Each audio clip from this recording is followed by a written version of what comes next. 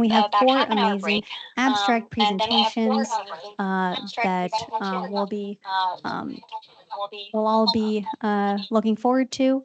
Then we have some raffles, as we always do, very exciting. And then we'll have our closing remarks. And we are offering 3.5 contact hours for you today. I'm very excited for that. Thank you, Kim Velez, as always. Also want to give a quick shout out to our sponsors again. Thank you for making us bring this vision to life. If you did not have a chance to, please stop by at our next break to say hi to them. We have a fantastic group out here today. They'd love to speak with you. And thank you for your attention as I went over our agenda. I'm now going to bring it over to Julie Luengas and Kathy Mancana. They are going to introduce George today, so please join me in welcoming them up to the stage.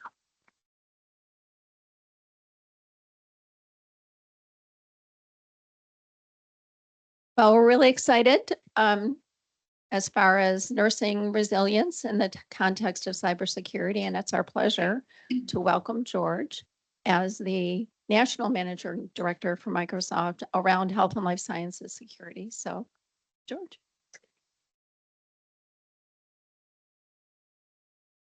And I know this isn't always people's favorite topic is security. So I'm going to try and make it fun.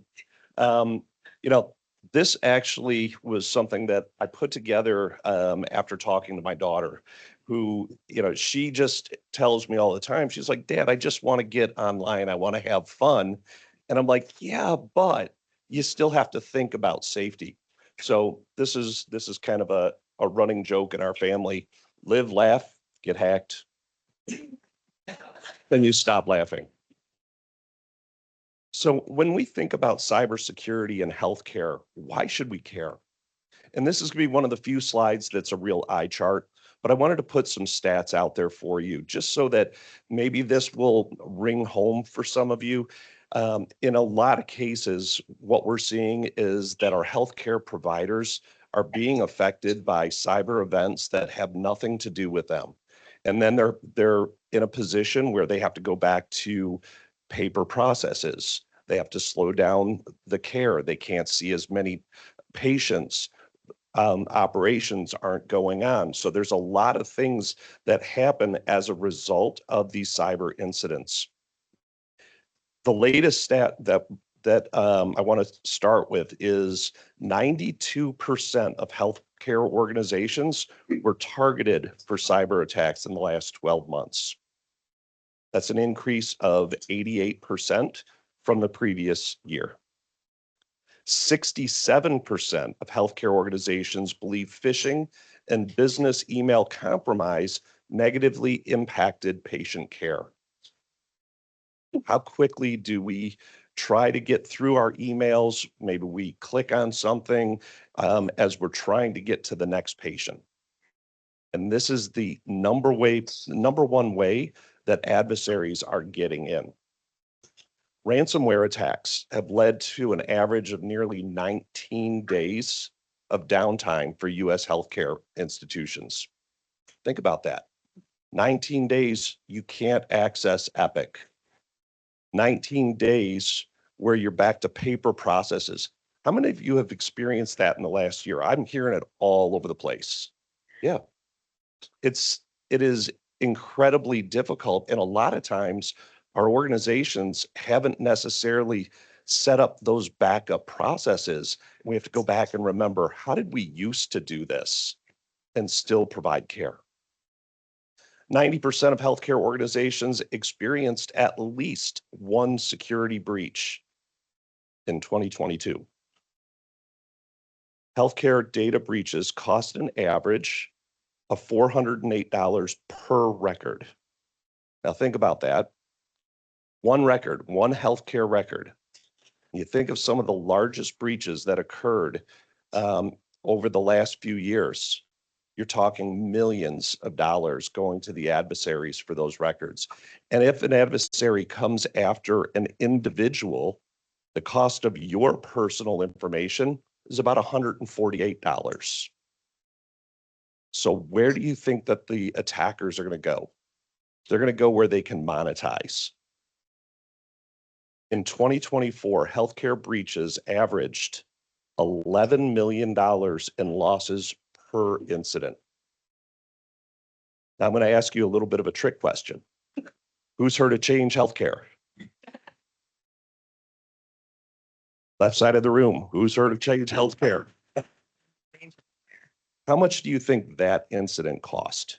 Just blurt out a wild number.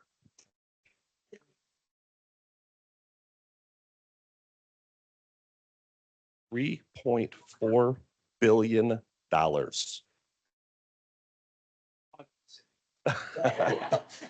Of the money or the incident? All right. I think most of us did. I just listed a handful of the recent incidents, and I kind of picked some of the more impactful ones. 11 million is a big impact, but with Change Healthcare, they paid a $22 million ransom, and their losses were still over $3 billion. Universal Health, $67 million in losses from one ransomware attack. Anthem Health was the largest attack on record until Change Healthcare, and that was $260 million in remediation costs. In 2021, Scripps Health, their cost of remediation was $113 million, and they paid a settlement to people that were breached at an additional $3.5 million. Now we think about that a little bit. Are we mad? Oh, is this, that's not safe. That's not safe after lunch. With these dulcet tones, people might go to sleep. So the point I want to make is these are big impacts to healthcare organizations, and we all have a part to play in trying to make sure that we secure ourselves, our organizations. But I'm going to go through some tips and tricks, or at least tips with you all that you can apply to your personal life, but also think about as you're interacting with data in your day-to-day routines. Just remember, technology alone can't protect us 100%. There's the human element, and we're interacting with data, and we're interacting with email. Those things, that does play a part, and we each have a responsibility. Your attackers will go to the weakest link. And because we're all moving at a really fast pace, oftentimes we don't want to take the extra second because we want to get to the next patient. We need to get to the next case. We need to get more detail, and we just want to get past it as quickly as we can. But we have to slow ourselves down a little bit because we are the first line of defense. So cybersecurity, it's a must. It's something that we all have to do. And cybersecurity awareness is something not just for employees. These lessons we can take to our parents, to our kids. These are universal things that we all should be doing together.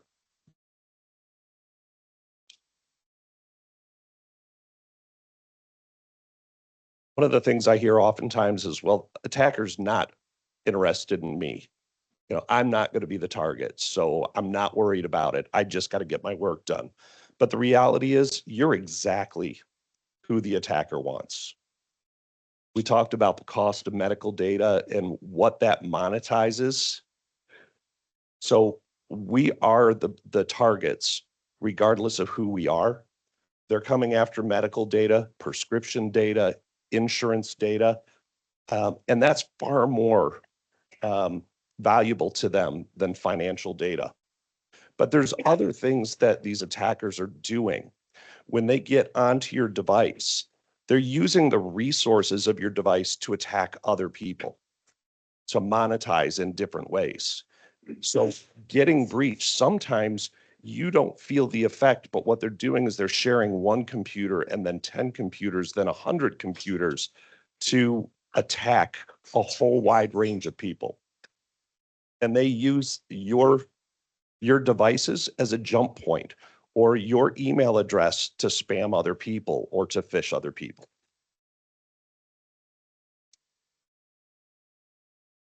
So let's talk about ways to protect yourself. How many people have seen this image come up on your computer and say, I don't have time for this. Let's just do this tomorrow. The reality is there's over 450,000 new malware attacks every single day. And there's software vulnerabilities that are found every single day. One of the things that I hear oftentimes from customers is, George, why doesn't Microsoft make a safe operating system? It's fair, but I'll tell you, when we went through research and development and when we coded and built this, we ran it against every attack that we knew, and we built it as secure as we could. But adversaries are always looking for new ways to attack. And when they find that new way, that's what they're going to exploit. So we have to make sure that we're keeping our systems up to date. And that will help you to reduce your attack surface. So keeping your systems up to date, it's your operating systems and your antivirus on your devices. Make sure that you keep those up to date on a regular basis. But don't forget to update your browsers or your mobile devices, or think about your Internet of Things. Every hospital has IoT, and most of us have an Alexa at home. And when we look at hospital systems and when we look at networks, usually everything is connected. So there was one really, really public breach that happened, and they got in through the HVAC system because it was Internet of Things. And we all know, wow, that's a tough one to look at on a big screen. We all know our favorite French retailer, Target. They lost millions because their heating and air conditioning system was connected via IoT, and the adversary was able to use a really weak password to get into their systems and then move throughout the network. And that breach cost them over $1 billion. So we'll get that off of the screen, and we're going to talk a little bit about passwords.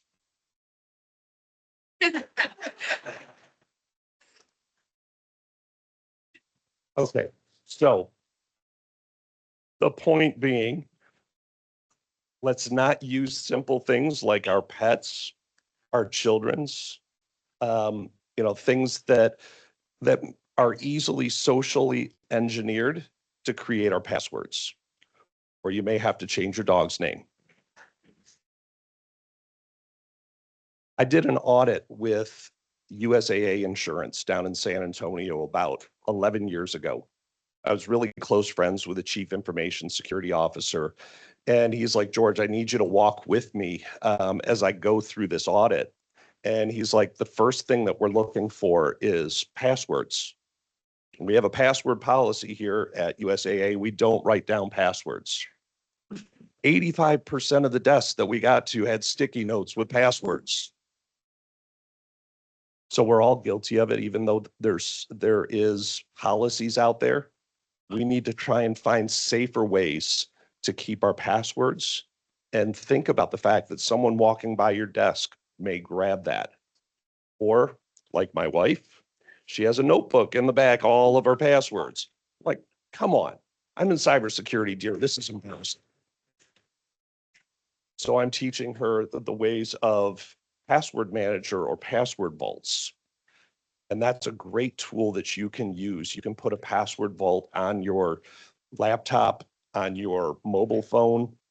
And basically what it does is it stores all of your passwords, and you can use something like a passphrase or two-factor authentication to authenticate into the vault, which feeds your password to those sites. And that makes it so that an adversary who comes in, they've got to crack something much, much more difficult to get to your credentials. So some of the password tips: avoid using your address as part of your password, or phone numbers, or pet names, children's names. My wife's favorite password was my oldest daughter 1. Come on, you know, but we're all guilty of it. Don't ever use the same password across all of your accounts. Again, I'm going to pick on my wife. Hey, Tracy, I got to get into MLB Net.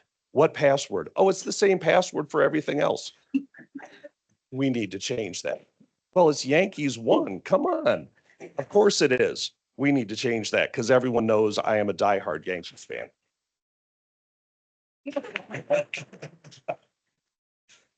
So you usually have an option when you're going into applications for an auto-generated password. And those auto-generated passwords, none of us are ever going to remember. But if you have a password vault and you use it the one time, it goes into the vault, you don't have to remember it. You just remember your passphrase or your two-factor authentication into that key vault, and that's going to help you to secure those passwords. 42% of people today still rely on sticky notes for their passwords. Kind of think that means this half of the room is guilty. 52% of the people reuse passwords for multiple accounts. 59% use a name or a birth date in their password. And 13% reuse the same password for all accounts.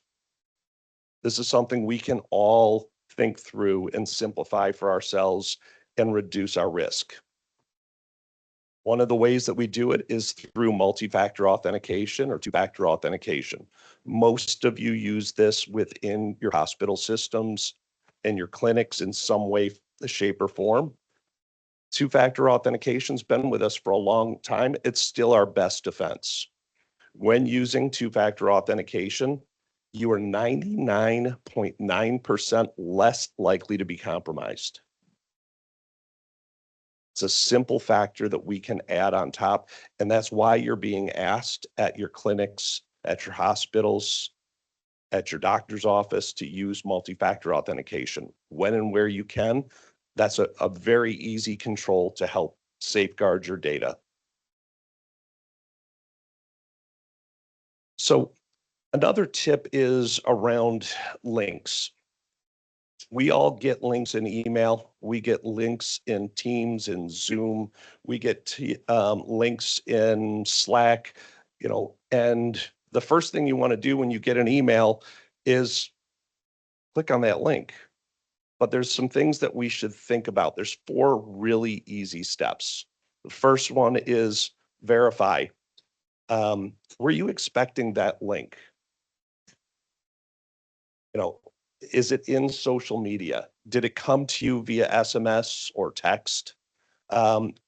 So verify that and verify who it's coming from. Then hover over the link. With your cursor, you just put it over top of the link, and it will tell you whether or not that name actually resolves to where you want it to go. And if it comes out with something really crazy, and I'll show you some examples, you may not want to click on it. The next one is that sniff test. Is it a site you recognize? Is it coming from a person that you were expecting? Does it feel familiar to you? And if it passes all of those, still be skeptical. Make sure that you go through and hover and verify that it's coming from a legitimate account.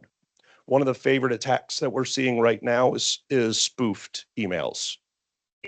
And a spoofed email basically is, Tracy sent me an email. I know Tracy. I better know her. I've been married to her for 33 years. So when I get a message from Tracy, I automatically think that it's from a legitimate person, but then I look at it and something just doesn't look right.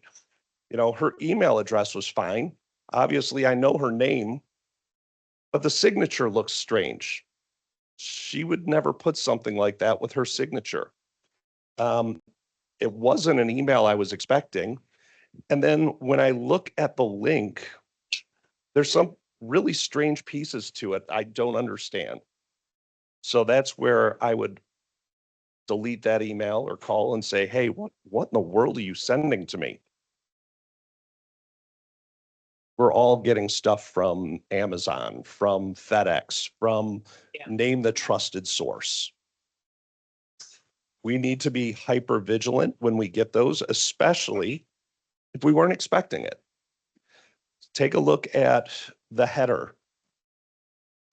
Does that header account/alert at amazon.com? Well, that looks good, but it resolves to 817R90683MB at, what in the world is that? That's the first indicator that that's likely a misdirect for you. The second piece is when you look down a little bit further, it says customer with 2 U's. Huh. That's an interesting spelling. That probably wouldn't have passed through Amazon.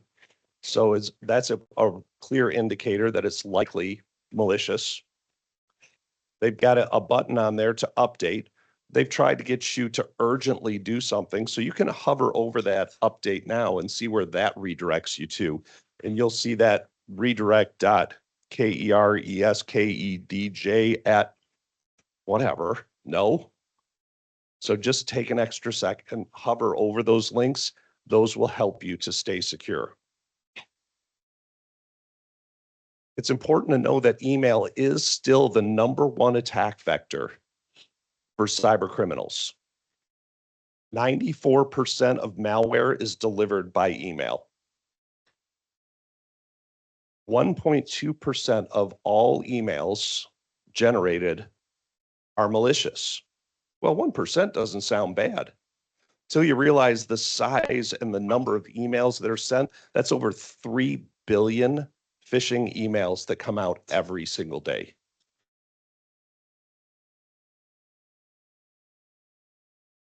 So just a couple additional pieces. We don't see a lot of external drives anymore, but we still see USB drives from time to time. Now, hopefully most of your healthcare providers have made that so you can't access them, but that's still an attack vector we see where people will load malware onto those USB devices. But have you ever thought about the fact that your cell phone could be infected? And when you plug your cell phone into your laptop and you leave it there, it can actually auto launch malicious code onto that laptop. I never let my wife or kids plug their cell phone into their laptop. Just a general tip. You might want to find a different place to plug in and make sure you're not adding to that. Internet safety. Never click or install anything based up on pop-ups from a website. Trusted websites can have hosted malware and malvertising. The most common place, the US Olympics, when they stood up their site, within hours, there was malware attached. When attackers are going out, they're looking at sites that change frequently, because then it doesn't look different to people coming to it. People are excited to go and see what's going on. There's constant updates. So there's links up on those sites, and oftentimes those are malicious. If you don't know them, if they're recently stood up sites, avoid clicking on them.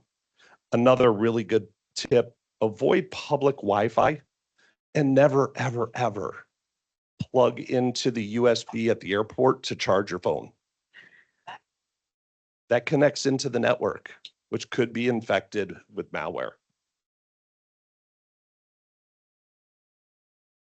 So when we think about internet, your data is really the most valuable thing.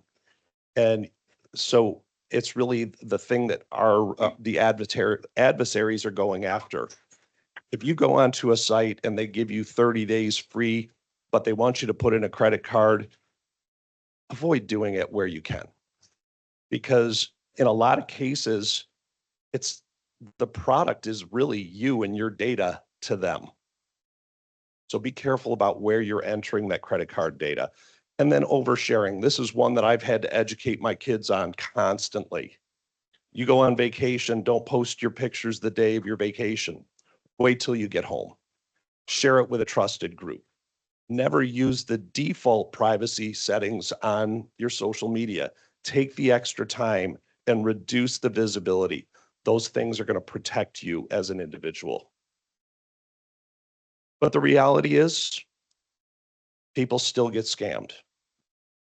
The first thing I tell people is unplug your computer from the network, disconnect from the Wi-Fi, then write down what you just did. If you were interacting with a site, try and remember as much data as you can so you can bring that back to your IT department, or you can report it to federal agencies. There are agencies you can report this information to, and that data is fed back to security companies so that we can keep an eye out and help protect against those things as well. So I hope that was fun and informative. When we talk about security, sometimes people just kind of glaze over and say, it's not about me. It really is. It's about every one of us. We each have a responsibility. And it sometimes just means slowing down for an extra 30 seconds to protect yourself and your organization. Thank you.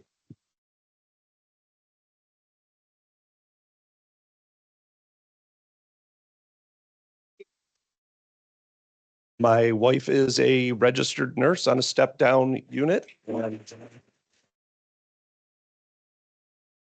Thank you.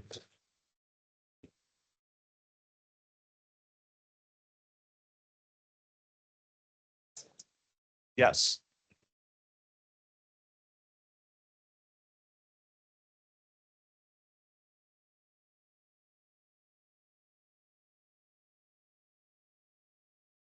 Okay, so for public Wi-Fi, it's a no-go, but oftentimes you can connect to your hotspot on your phone, but it's your personal phone and your work computer. So is there a security risk in that?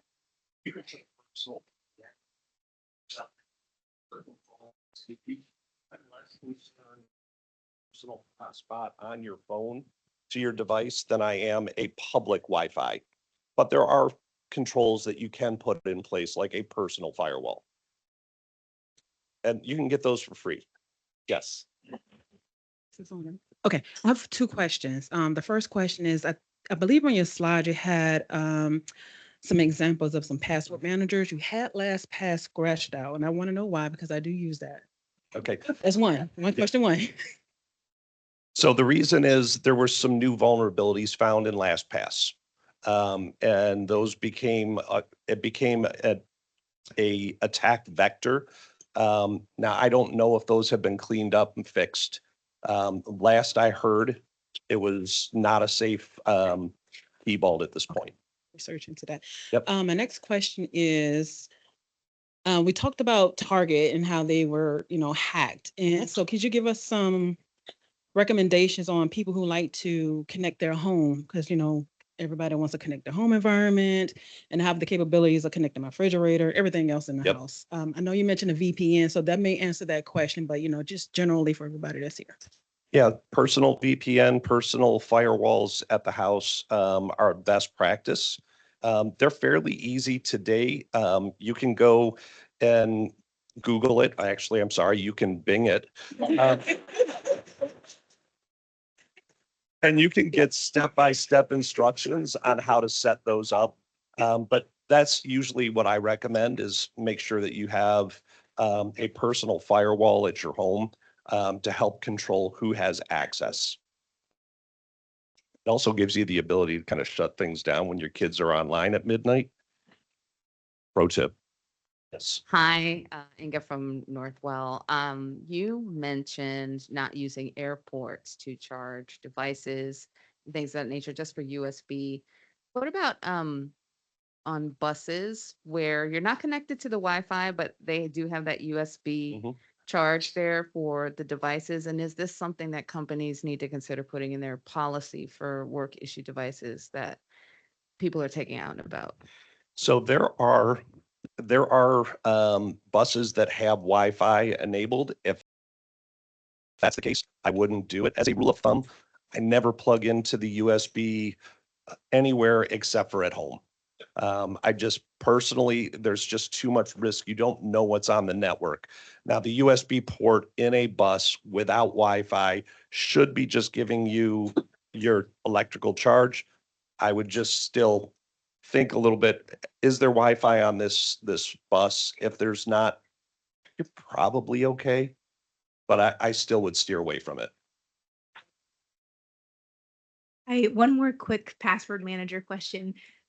It makes me a little nervous, kind of like with your example, you're putting your bank, your healthcare, all your passwords in this one spot. So if it gets hacked by one of those 400,000 new malware attacks a day, aren't you at greater risk? You're I've gone back and forth on that one, to be honest with you. The reality is they're going to go where they think it's easiest to attack. If there's a new vulnerability announced with that key vault or that password manager, they're all going to try and exploit it. And you want to make sure that you've been patched and updated to protect those.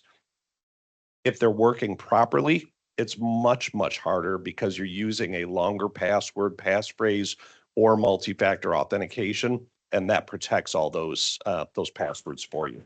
So, yeah, I mean, we had one example where we were trying to cross one off the list because it had a vulnerability, but we didn't see them fixing it fast enough. So I would just kind of keep up to date. Yeah. So I have a question from Dr. Prashant, who's attending virtually. Would like to know, how often should we change our password? So ideally, you would go password less. When you get into Windows 10, Windows 11, you can use biometrics and never have to change a password.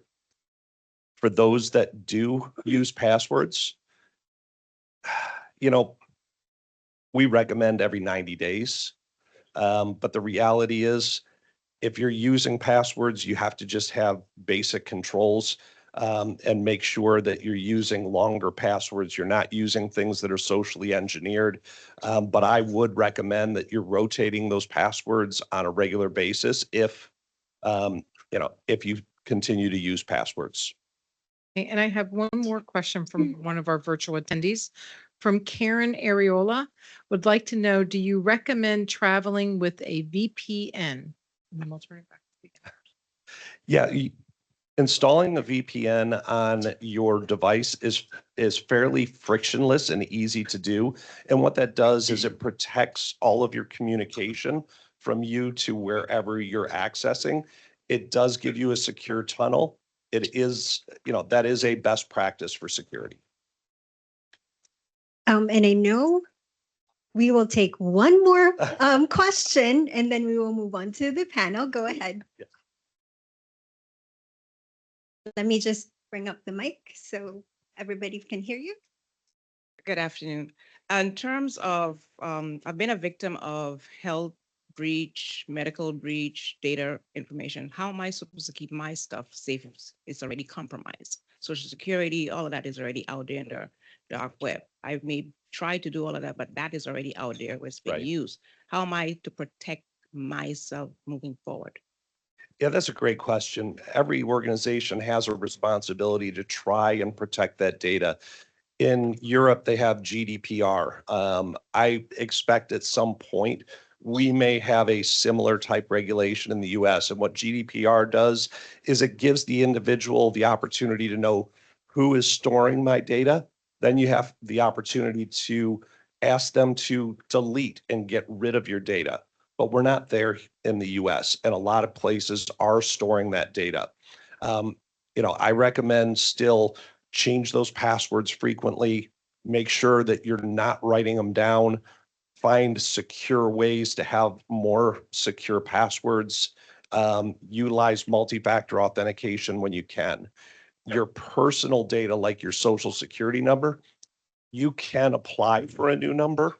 I don't know how effective that is. Honestly, I've not gone through it.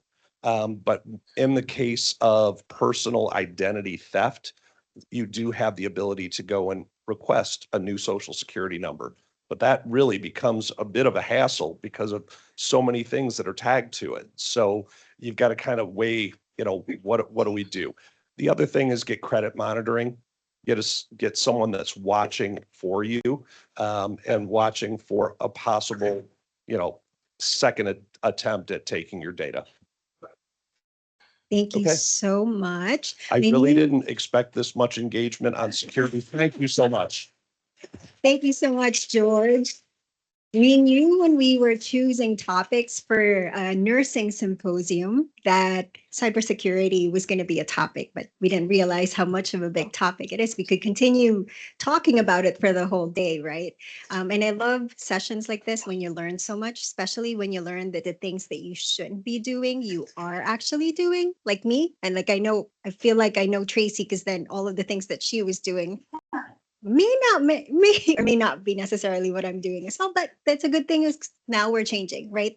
That's the call to action from George. So now we're going to move on to our next portion of our nursing symposium. But before I forgot to introduce myself. I'm Romina Elias. I'm the co-chair for the nursing committee for the New York HIMSS. And a little plug for those who are not already members of New York HIMSS, please sign up to be members of New York HIMSS. And for those that are not already member of the nursing committee, please do. We meet monthly. We have a lot of engagements and lots of activities to get involved and network and grow your kind of network of nursing informatics.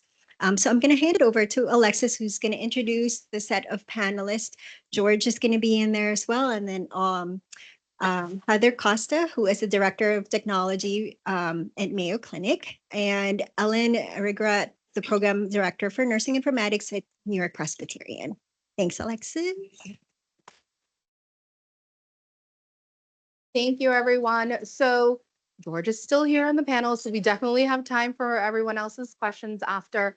But we have everyone here on the panel because what we wanted to do is get global insights in relationship to cyber resiliency. So you have George here from the vendor industry side. We have Heather Costa here to talk about what do you need to do to start or implement cyber resiliency programs within your health system. And then Ellen Arigorat is here from that clinical lens, that clinical point of view of what do your clinicians need to do and collaborate with someone like Heather? And then also, what does it mean for your patients and also those in the community? So first, I'm going to start with Heather. And Heather, can you tell us a little bit about yourself, how you got into this? Because when we spoke, I was like, what's a cyber resiliency program? Like, what does it mean? What do we have to do? So can you tell us a little bit about yourself and what it entails? Absolutely. Thank you, Alexis. I'm glad to be here with you all today. I'm Heather Costa. I'm the Director of Technology Resilience for Mayo Clinic. I started in this work actually for the Cleveland Clinic and joined Mayo 3 years ago to build a similar program there. And when I got to the Cleveland Clinic, there was a traditional disaster recovery program that's sort of what do you do when a meteor hits the data center? How do you recover that? And we were talking a lot about what it meant in terms of the current threat environment where cybersecurity is the clear and present danger and how that differs in the way that we have to be prepared to respond and recover effectively when there's a disruption. So I spent 4 years in Cleveland building the first of its kind integrated resiliency program in healthcare, which was no small feat. I was blessed with just a phenomenal team, and we had a lot of great partnerships on the clinical side that made that a successful endeavor. And I think the key to it is that we have to be better tomorrow than we are today. There's no perfection in this work. If there's anything I've learned about doing this work and particularly doing it in healthcare, the environment is constantly changing. The threat environment and landscape is constantly changing. And so we have to be on a path of continuous improvement. So if you ask me, what do you do? The first thing you do is get started. You have to start somewhere. And it becomes a game of increments. So 3 years ago, I was asked to come to Mayo Clinic and do something similar. My team is specifically focused on ensuring that we can effectively respond and recover in the event of any technology disruption. And I say any technology disruption because I never know what's coming around the corner. 7, 8 years ago, if I'd have told you we were going to have a pandemic, you probably would have said, yeah, right. Like a lot of people wrote pandemic plans a decade ago and had to dust them off. So we don't ever know what's coming, but we can plan for the consequences. So we really focus on same consequence planning, and we'll talk about that. George, you kind of teed up a lot with the cybersecurity. I also have a cybersecurity background. In fact, was part of the cybersecurity team at Cleveland. And yeah, I did. So, there's a lot that's happening in the environment, a lot that we are trying to be prepared for. And at the end of the day, cybersecurity is a multifaceted profession, right? It's a multifaceted endeavor. George talked a lot about stopping the attacks. My job is not to stop the attacks. My job is to respond and recover when something happens. And that's what my team is focused on. That's what we do. So I just want to add one thing to that. That's one of the common misconceptions is our job is to stop all the attacks. And you heard earlier from Ian about responsible use of AI. There's also irresponsible use of AI, where the cyber criminals are using AI to exploit and find new ways to attack us. So our responsibility is mean time to detection, mean time to remediation. How quickly can we detect something and recover from it to get you back up and going? So that's a great point, right? When we talk about remediation, for Ellen, right, from a clinical point of view, when it's time for remediation or when everything is shut down, what is it that your team does and how do you advise your clinicians to move during that remediation time? So I think preparedness is really important for clinicians. How many of us have been part of downtime simulation drills? Not just tabletops, but actually turning off the system and talking to the nurses and seeing that. My organization went through exercises in every campus per unit for the ED to see how we handle our EMR system is down, our Wi-Fi system is down, and we saw and unearthed a lot of processes from a clinician side, from not knowing how to write an order, from the provider. One provider just wrote admit. We're like, to where? And one doctor goes, Tylenol. Okay, so what's your dosage? So we had to go through that process to identify preparedness. From a nursing, how do you even read the orders? Do you even know what it looks like? So when, as nursing informaticists, as clinicians, it is our role to be aware and be able to assess our own clinical environment. Do you know where your downtime binders are? Are the forms updated? We had forms from 1994. It's stringing along, but our documentation processes has been changed.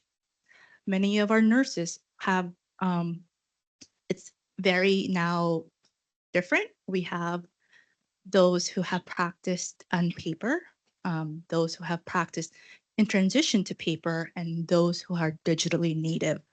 And so you have to understand the gap and where we, quote unquote, like Gen Z, Gen Alpha, say cringe. We don't want to be saying, oh, do you remember this? And this is how we did it with paper. We have to be relatable to each of the generations to be translating, say, this is the process when we're doing downtime. This is the process of when we are moving up and checklists. You have to designate someone in your team that will be knowing all the policies and procedures and be that resource person. Great point. And Heather, you mentioned it's a multifaceted program. What do you do in collaboration with not only just nursing, but everyone else in the hospital, right? Can play a part, ancillary staff, ET, rehab, nutrition. So what do you and your team do to work with everyone else? So one of the first things we need to understand is what's important at a very granular level. And so that's the first step, is talking to our nursing teams, our clinical partners across the organization to understand what the most critical things are. I called it the grandma gate when we were in Cleveland. Everything had to pass through the grandma gate. Is grandma going to live? That was the question we had to answer. If everything were down, what are the things that we have to have restored first, second, and third, because it's going to have critical impact to patient care and safety? What we see in the cyber attacks, and there's a study out of University of Minnesota about increased mortality rates, increased hospital stays, delays in care. All of these things are directly related to cyber attacks. So we know that there's a direct patient care impact. We know that there's an increase in medical errors, medicine errors, and these kinds of things. So we have to understand exactly what the workflows look like on the clinical perspective so that we can make sure that we are recovering in the right order the things that are going to help support those most critical clinical areas. So when we're talking about a return from a cyber attack, unlike a recovery from a physical disruption where it's just like restoring from a backup, I have to anticipate that recovery from a cyber attack will take at least 5 times what it would take me to recover from a flood, fire, hurricane, to recover a system. So if I have a single system, Epic, right? Take your pick. If I have a single system that normally takes me 24 hours to restore from backup, and I have to do a full rebuild of that system because of a cyber incident, it's going to take me the time that I have to foundationally put in, here's the infrastructure, the IT infrastructure in order to recover that system, then times 5. So 5 days on top of that to recover that same single system. So it becomes really important not to have 400 critical systems, which is why we started talking about, is grandma going to live? I need to know what the number 1 system is. And then I need to know what the number 2 system is. And I have to be able to restore them in that order that's going to make the biggest impact from a clinical perspective. And in order to know that, I've got to talk to the clinicians. You all don't want me to make those decisions, I promise. I'm not the one to make those decisions. I shouldn't be IT should not make those decisions. But I have to understand. I don't need you to tell me all of what's behind the wall. I need you to tell me from an end user perspective what you need in front of the wall. You have a lamp at your house, you turn it on, you expect that lamp to light. There's a lot of stuff that goes behind the wall that makes that happen. But what you're concerned about is when you turn it on, it's going to come on. So I need to know when you need that light on. And then I need to do the work behind the wall to make sure that happens for you as quickly as possible. And that's the job. It's funny because when somebody asked me one time, how do you describe nursing informatics? I said magician. We have a lot of props that we need to work with, but the illusion of not panicking and not sweating in front of our nurses is the key to make sure everybody's calm. How many of you out there are part of a work group that does preparedness, that's part of the checklist programming? Just raise of hands. How many of hospitals have the program that involve nurses? In group. So the call to action is, if you're not part of that table, you need to be part of that conversation. You need to be, because it's going to impact you. In 2019, I think prior to us transitioning to Epic, our neighbors across the river, Hackensack, was hacked for 2 weeks. And I had a friend who worked in one of the hospitals, and I asked her, what was your lived experiences? When she goes, pure chaos. Patients didn't trust anything because the nurses didn't know anything. And we don't want to be caught with our pants down as nurses, as clinicians, as an organization. So if you have not been part of that planning session or that conversation, it is time to say, I need to be part of that program. So there's always risk involved, right? And then George, coming from, the vendor side, what does that shared risk model look like for you? And how do you also help with health systems to mitigate some of those instances? So we do a few different things. The first thing we do is we look to our customers and figure out what is your baseline, what is your contingency or backup plan. Have you done tabletop exercises? Have you done red team exercises to make sure you have, all of the things blocked that you can? Make sure that you have visibility into where your weaknesses or challenges are. How do you recover quickly?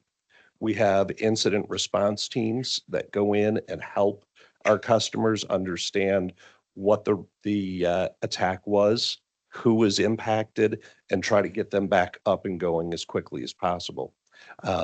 But that responsibility we talked about earlier, it starts with each of us. We have a personal responsibility to take an extra second before we click on something. Realize that we have a part to play. There has to be a training program at every one of these clinicians and hospitals and providers about cyber awareness. And I know all of us are overtasked and really busy, but it's so, so important because we can reduce our risk exposure if everyone plays their part. That's a good point. So you mentioned training programs, right? For everyone here on the panel, I mean, how difficult is it to create a training program and also ensure that people are actually not just clicking through those modules that everyone else does and adheres to it? So I'll start with Heather.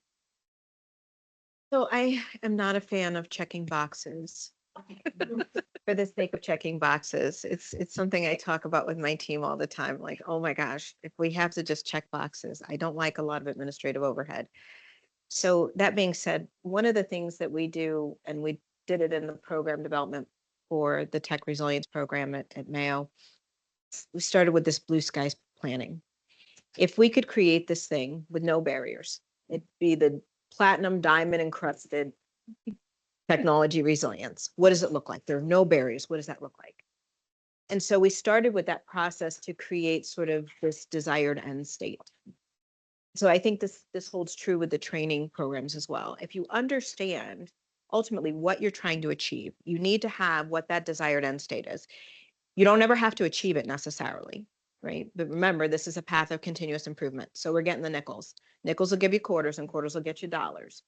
So if we think about a game of increments and we know where we're going, we understand where we are, then we can align the things that we need to get as close to that as possible and make sure that everything is intentional. Everything makes sense to get us a step closer to that desired end state.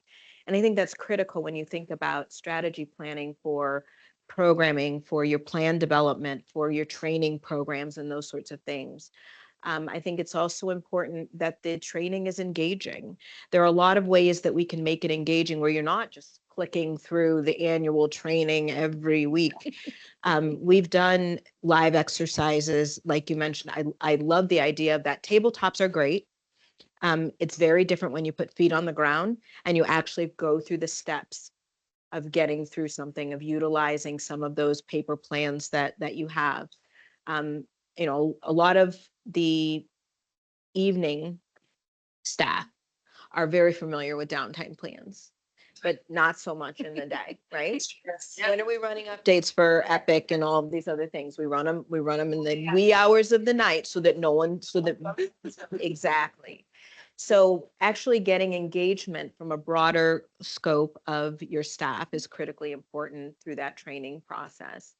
But it's eye-opening, and if you do it the right way, it can be fun. It doesn't have to feel burdensome.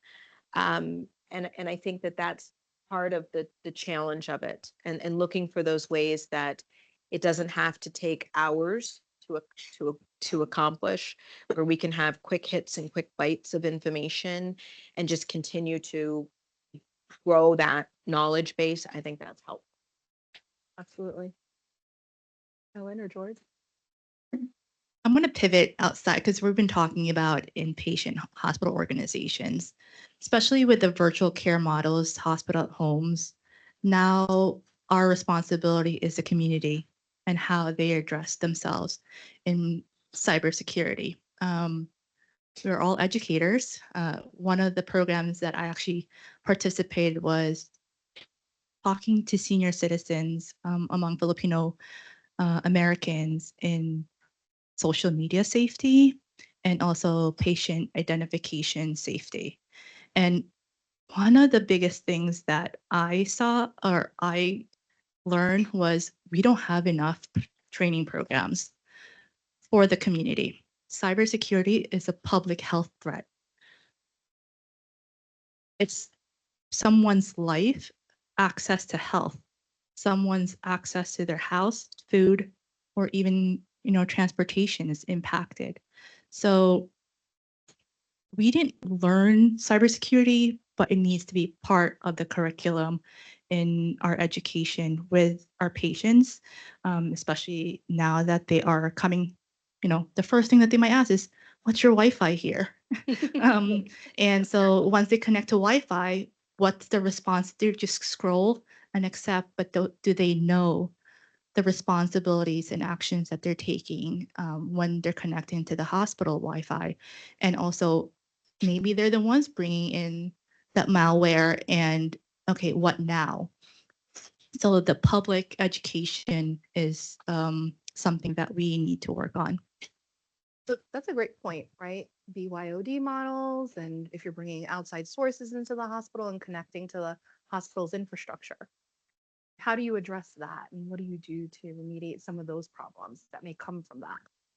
So generally, your guest Wi-Fi is not connected to the main hospital network. So there's a different infrastructure for that to help mitigate some of those things. Network segmentation to keep things separated so that you don't just have.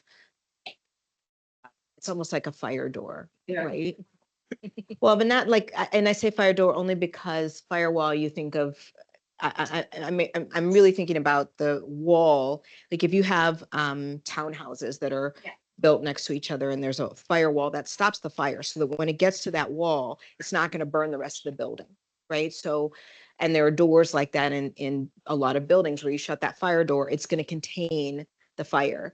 So you do this a similar kind of thing from a technology perspective inside of your networking environments to help contain the spread of malware infection. So there's stuff like that that's in place that's going to be largely invisible to the patients and even a lot of the staff, right? But a lot of those things are should be happening in the organizations. That you said should be happening, right? And George, your presentation mentioned two-factor authentication. And there are certain applications within hospitals that don't automatically default to that, and that it's the hospital's responsibility to turn those on, like chart, etc. Is that the advisement from your side to the hospital? And then for Heather, for the hospital, do you just by default turn those all on, or what is the best case scenario? So we do advise that, especially things like Epic, that you use multi-factor authentication. It's securing that patient data. It's securing the communications. It's securing the patient plans. I mean, all that stuff is so critical that you need to have stronger authentication. Now, it is the responsibility of that provider to turn that stuff on, and they're not going to just turn it on without planning. So, we advise and spend time with customers about, okay, when you turn it on, what's the patient experience? What's the doctor's experience? What's the nurse's experience when you turn this on? And then you got to train them on what to expect. There's, single sign-on solutions that are built to front end with multi-factor authentication, with new HIPAA regulations coming out, with the new New York State regulations coming out. They're requiring multi-factor authentication anywhere where there is patient data. that PII has to be protected with multi-factor. So we're going in and working with our customers to understand where is the data and how do we help you secure it. There are legacy applications out there that we still depend on that are 10 years old, 15 years old, never had the concept of multi-factor authentication. So how do we still enforce and keep compliant and protect those? And that's stuff that we advise and spend time helping to make it easy for the end user, but difficult for the adversary. Oh, and that's a good point, right? There are a lot of legacy systems in healthcare. You mentioned IoT. You know, at Mayo, 2/3 of our environment's IoT. Every telemetry device, every CAT scan, every MRI, right? Those are all examples of IoT, and a lot of those have connectivity into Epic, right? So that the information comes from those machines and goes into Epic so that the providers can read them. There's a number of, when you talk about Epic, there's sort of the core Epic, and then there's all the stuff that hangs off of Epic that for the end user, you don't know where one thing started and the other thing, one thing ended and the other thing started. It all looks like Epic. But when I'm behind the wall, I'm looking at all of those connection points. And there are legacy systems that won't handle single sign-on, right? That there's security risks in that. They won't handle multi-factor authentication. There's a lot of technical debt. There's in hospital settings, and I think this isn't specific to Mayo or Cleveland Clinic, like just in general. I came from finance industry. I did business continuity and finance industry prior to coming into healthcare. And when I came into healthcare, I was surprised at what felt almost like policies were more of a suggestion than a hard, fast rule. And in some cases, exceptions to these policies became the rule. And so, like Change Health, that attack started because some executive had an exception to using multi-factor authentication. That was the entry point for that attack. Billions of dollars later, billions of healthcare records later, that was the result. It was an exception to a policy around multi-factor authentication. Right. But see, there's a lot of special people in healthcare. So that's one of the things that happens. And so we really have to work at building those relationships and doing that education. And I think that part of it is just in creating that awareness so that people understand. So often, particularly in cybersecurity, they're like, oh, you just don't want us to do anything. Yeah. You are the no police, right? I can't tell you how many times I've been told I can't be the no police. My kids tell me that too. But it really is about patient safety, and we know that patient safety, cybersecurity is patient safety. And it is a community problem, and it is a community issue, because when that hospital 2 blocks away or 2 miles away from you was hit, your hospital felt the impact of that. You all got the overflow. You had patients arriving with their USBs, with their medical records on them, their imaging, right? We had that happen. There was a hospital in Minnesota that was hit, and patients arrived with their USBs, with their oh no, please don't plug those into our computers. And so it becomes a regional, it becomes an industry response. It's not a single, if Mayo is impacted, the impact is shared across the entire country. Change was impacted, the impact was shared across the entire country. And so we have to be cognizant of that. And we have to support each other in this journey and share the lessons and share the information, because we're only going to succeed or fail together. And that's a great point about patient safety, right? Because oftentimes we're thinking it's our information they want. But if someone really wanted to do harm, sometimes the end goal is to do harm to people's lives, right? So if we think about what is the impact that they really want to accomplish by having, malware or attacking a hospital's, infrastructure. Going to pivot a little bit because we have students here, and I know that your kids are here too. And I think it's really important for everyone in this room who might be thinking, okay, if I want to go into cybersecurity or nursing informatics or in the healthcare space, like, how did you go about doing it? What made you interested in it? And we'll start with Heather. I am a firm believer that we end up where we're supposed to be. And my journey into cybersecurity and into healthcare was not a typical journey. I went back to school. I was on the heels of divorce and I went back to school. I have 4 children.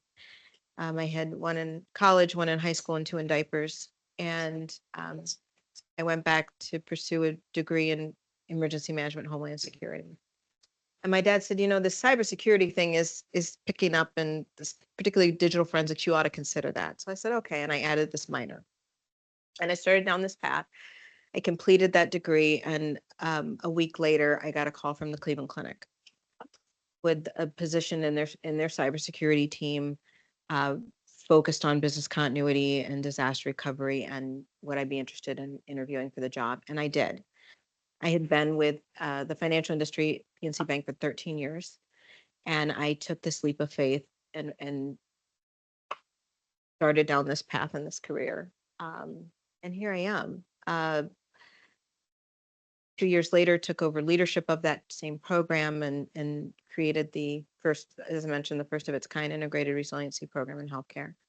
Went back and finished a master's degree at the height of COVID while we were building the resiliency program. I got a lot of calls around, well, in October of 2020, the FBI called and said, hospitals, you really need continuity plans because we're seeing this uptick in cyber attacks.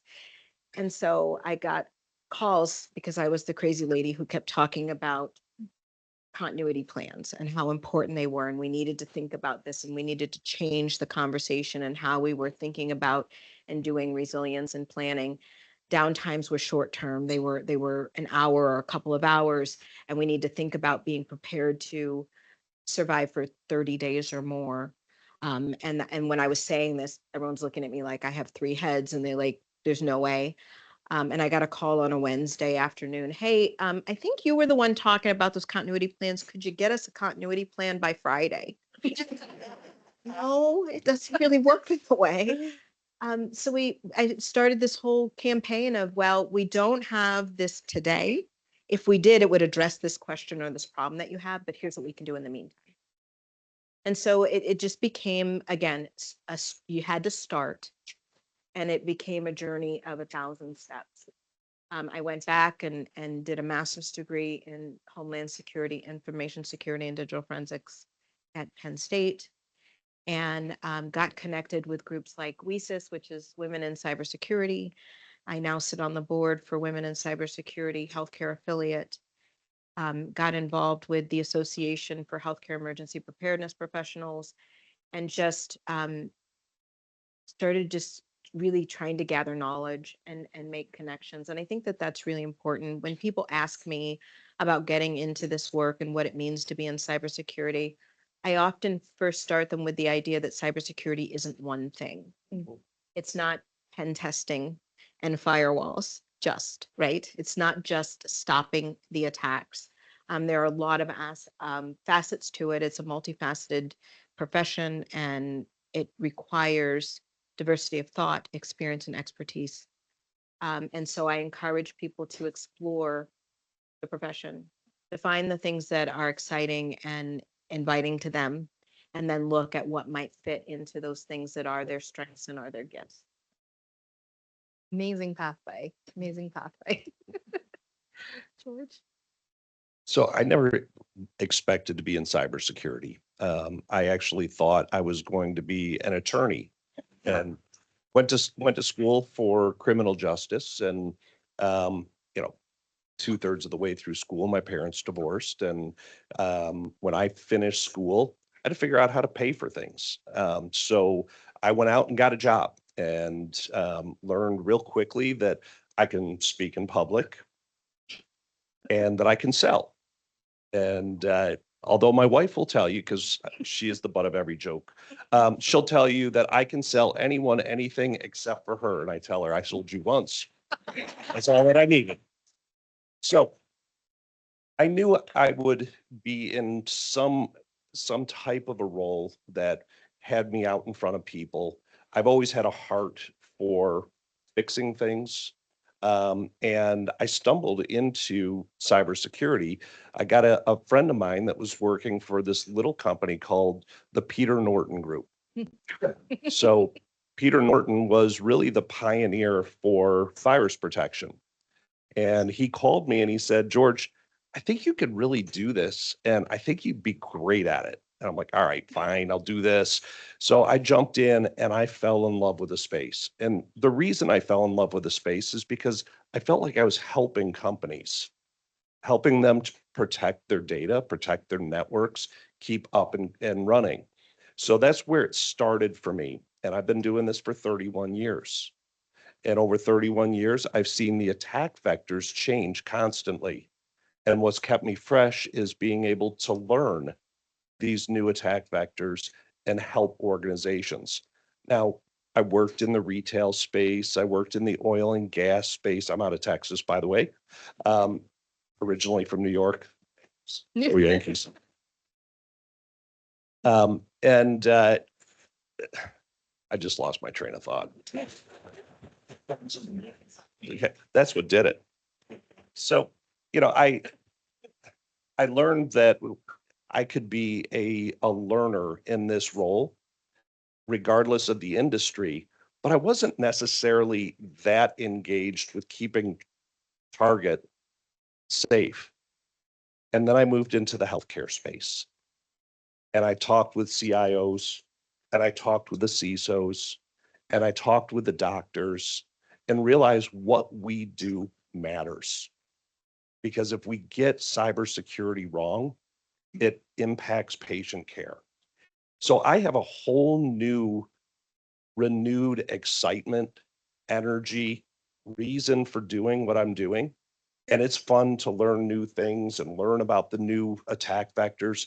But what I do today helps you keep working with your patients and getting them home to their families and having a better quality of life. So my wife is like, George, you never had any interest in what I was doing. And now you're like the poster child for healthcare. And I just love what I'm doing. So that's it. Well, a nurse by background, informatics. Reason why I went to informatics was when they ask you what electives you want to do, and everybody wanted to be a nurse practitioner, ED or ICU specialist. I was like, oh, informatics. What is this? So that's how I got into it. During that time, Yahoo Health was coming about, and when they were talking in CNBC or whatever, I'm like, this is not a clinician talking. And I'm like, I want to be the first woman and first nurse to be part of that conversation kind of situation. That's why I went into nursing informatics. I don't directly work with cybersecurity, but the projects that I work with when it comes to mobility, the features in the mobile applications, and working with the vendors with integration deals with cybersecurity. We had requests from, clinical staff. Can we just put PIN numbers as a sign off? And I was like, know about that one. So, I am very grateful that I work with a wonderful InfoSec and cybersecurity team, because as sometimes I'm the no person, I like them to say no to them. And then I just, nicely say it back and say, we can set you up for biometrics. My organization has deployed one-to-one mobile phones dedicated to each nurse. So imagine when our head of cybersecurity goes, we're moving to 16-character passwords and typing it on your phone. And I was like, oh, why would you tell us this now? And I'm like, he's like, we're giving you 2 weeks to tell them. So I'm like, okay. So I had to kind of like figure out what features were available for the mobile application that we can enable that would still allow our nurses to, one, authenticate with their password the first time and then set up their biometrics. So we enabled biometrics, but it's interesting in how the working behind the scenes with cybersecurity, when they say, no, this is how you're supposed to do this. This is how you're going to access our system. And if you don't do it, then we have to reevaluate our contracts, is something that I'm learning, and I'm very appreciative to see that if vendors are not going to fit in your plan of cyber protection, it's not going to work for our organization. 16 characters. How happy were they? They were happy when we turned on biometrics. There you go. That was what I was waiting for. And then they were like, can we store more than 2 biometrics? I was like, it's 1 per phone. So it was kind of something where they're like, it's safer for them, but then they're like, well, if I have to co-sign, that secondary nurse has to put their 16-digit. I'm like, I don't know. We'll see how that works, but right now we can't turn that on. So I want to leave some time for Q&A because I know there were still some questions when George was up here, and I'm sure everyone has a lot of questions, but Mike's going, okay, thank you. Julie has questions from those who are joining us virtually. Yes, so I have 2. The first one is, one of the issues encountered for planning and preparing. Oh, they're asking, how frequently should exercise need to be done for downtimes? And this is coming from Linda DiCarlo. What are your recommendations? So I don't think there's a one size fits all answer. At the end of the day, whatever you do in your organization has to be the right fit for your organization. Certainly more frequently is better, right? To create that muscle memory. Everyone talks about the muscle memory, and just that awareness training. That would also depend on the size, scale, and scope of the exercise. And what we're going to do, obviously, there's Joint Commission requirements around exercising for emergency management. So where you can stack those things and get a one-to-many benefit, then you might be better served so that you don't have to create an additional burden for some of the staff. So I would utilize opportunities like that to take advantage of some of the stuff that's already happening from a regulatory perspective and layer on top of it things that can be informative and helpful to your organization. Okay, and we have another question. Oh, hi, Nicole. This is Nicole Mahooden from Virginia. It's Julie Luangus, by the way. Just good to see a name and know that, look, we got someone from Virginia. Nicole would like to know, can you provide best practices for nurses to assist with security for medical devices? Because they're often not secure. Oh boy, that's a whole nother talk. That is a great question. So, I mean, I think that the best thing that we can do, George touched on a lot of things to do from a sort of personal cybersecurity perspective and keeping things safe. There's a lot happening right now in the space around med devices and med device security. So being a champion for those things, being part of the conversations where you can share information about maybe how some of the med devices are being used, how they impact the workflow when they're not available. I think those things are important, things that can help in those conversations. There's no easy way to secure these. That's part of the problem with the large percentage of environments that are IoT devices in healthcare. There are FDA requirements around updating, and there's a lot of stuff that goes on.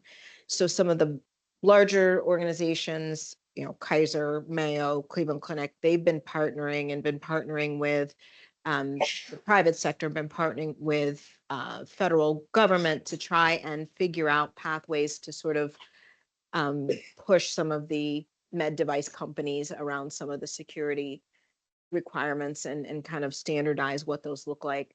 There are, for healthcare organizations, there's frameworks and stuff that you can, audit against. High Trust for one, looking for that in your third-party management, which is not really directly a nursing thing, but third-party risk management helps with that from a contractual perspective, like you mentioned. I don't know that there's a single simple answer for that, but certainly vigilance is key. If you see something that's not behaving the way that you expect that it would, a device that you're familiar with, that you interact with constantly, and you're seeing something strange about it, that old tagline, if you see something, say something. I think that's really true in cybersecurity. And just don't be afraid to report things to people, to have them checking them out. And don't think, well, what if it's nothing, right? It's better that you've reported it and it's nothing than it was something and you didn't report it. George, I was going to ask. George mentioned red teaming. Do people know what red teaming means? George, can you explain red teaming, please? Yeah, so what that means is typically your security teams will get together and look at all of the possible vulnerabilities and simulate attacks and figure out, how do we resolve these? What is our plan to resolve if an incident occurs? Sometimes it's just checking to find out what are our vulnerabilities so we can put a plan around them. But red teaming really is making sure that you have a plan, that you understand your vulnerabilities, that you put the right solutions in place to mitigate those. And it's an exercise that should be happening on a regular basis. Now, the new HIPAA regulations, which have not been fully released yet, require red teaming twice a year. I think that's a great step in the right direction in making sure that security teams are looking at those things and putting their plans in place.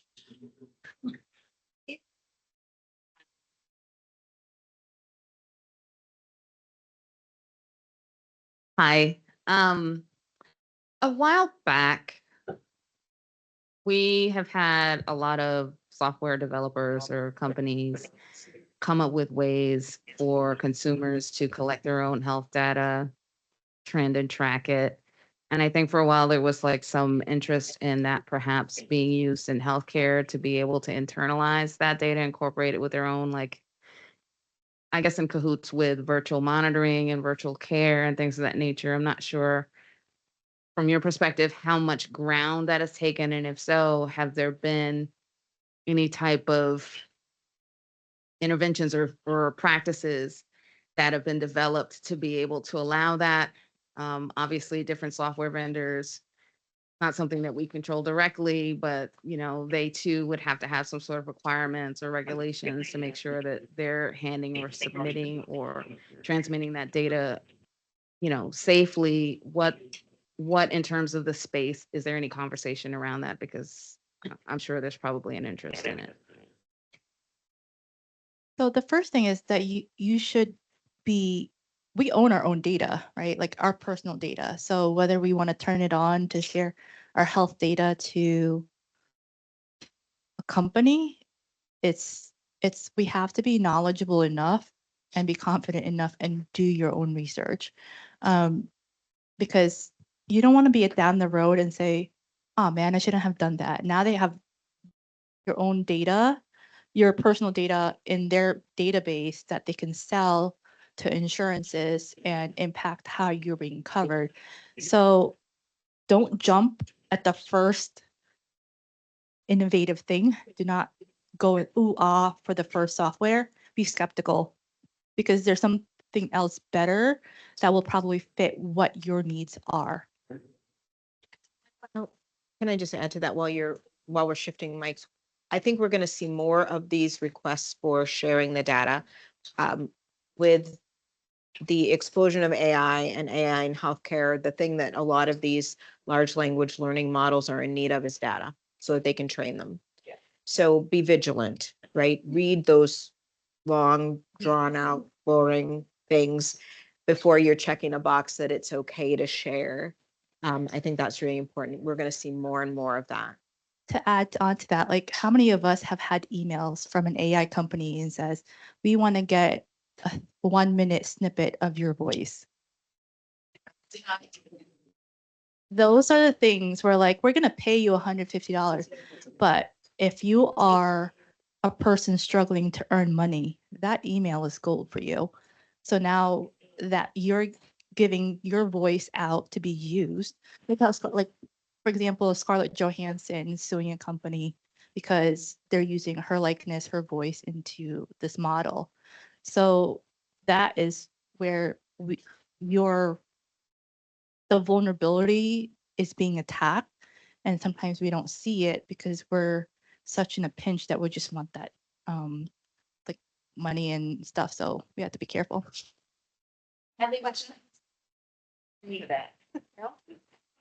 Just a follow-up to that. It's not so much, I think the question was more around if healthcare organizations want to utilize that data that the patients are gathering on their own devices at home to enable that virtual care. One, to your point, I guess making consumers more aware of buyer beware and not trusting all different companies or even healthcare organizations, maybe establishing relationships with trusted vendors to recommend if they do want to leverage that ability to gather the data remotely, like the blood pressures and the, blood glucose and the heart rhythms and all of that stuff. Just really setting up some sort of guidelines and awareness from that perspective.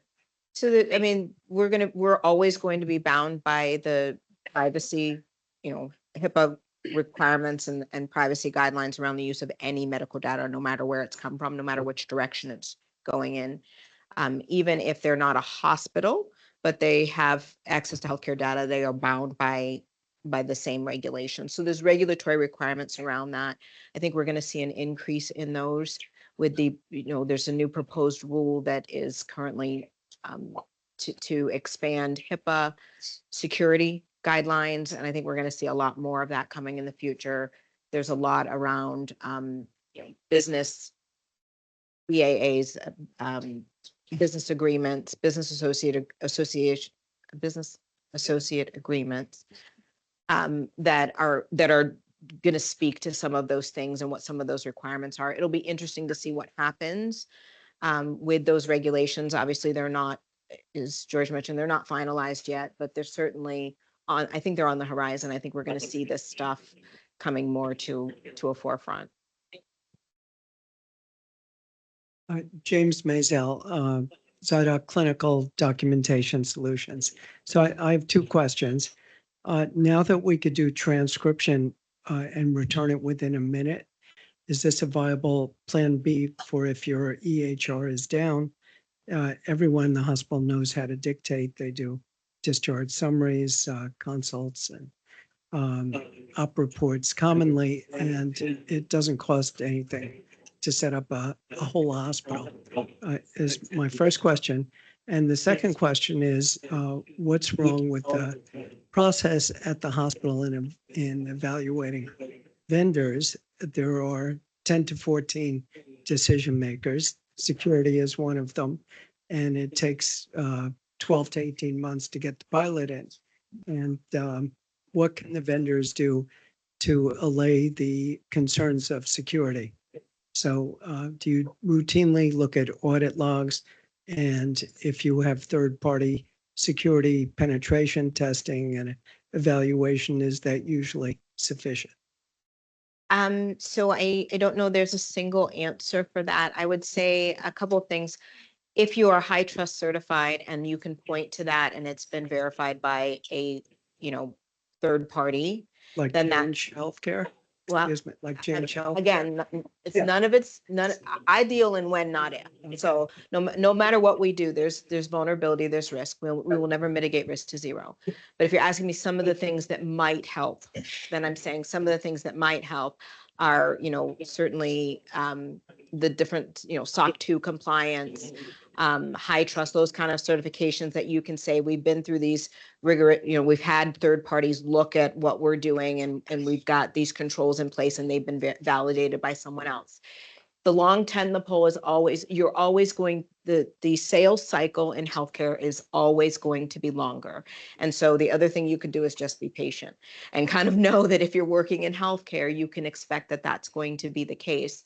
They're not going to shortcut that. Security is relatively new in healthcare. And so they're going to, because of just how much the landscape, the threat landscape and environment has changed and grown just in the last 4 or 5 years, they're going to continue to be more and more cautious, and that you're just going to have a long sales cycle. As far as the dictation, when the EMR is down, one of the problems is if the EMR is down, if I've had a major cyber incident, likely my network is down. So it's not even that we have these other tools that might be there on a normal day. If all of my connectivity is down, I can't get to those either. So when I think about the solutions and the things that we can do that can help alleviate some of the manual process that has to come into play, if we don't have access to Epic, I have to think about it in terms of, until I've confirmed otherwise, every endpoint is infected. And that's the way I've got to operate. If it's something so large that it's caused me to shut down my network, I'm not turning anything back on, and you don't want me to. Right?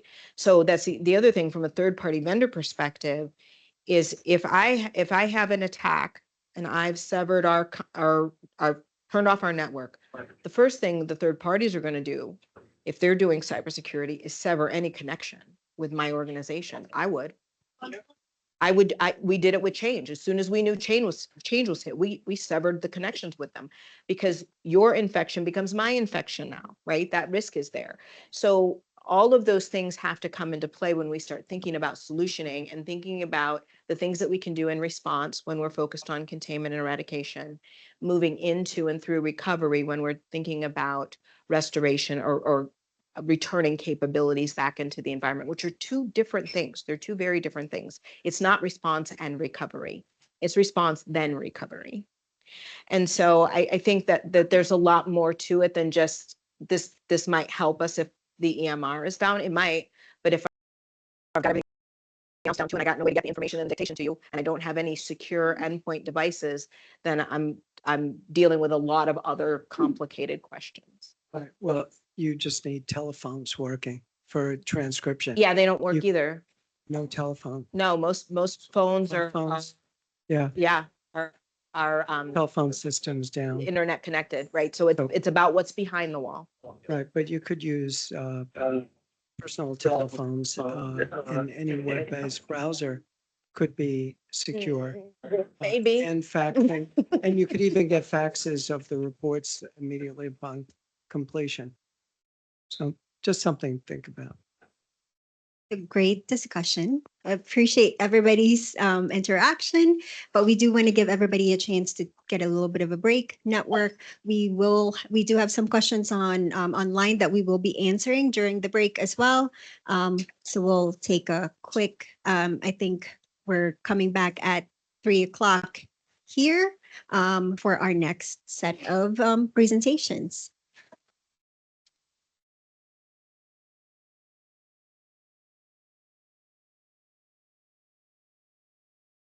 If you, Erica, could you do that again, please? Thank you so much. Hi. If you haven't gotten a purple raffle ticket, please go outside to the table on the far right and pick up a ticket so you can win one of our great raffles. Sarah will be heading out there now.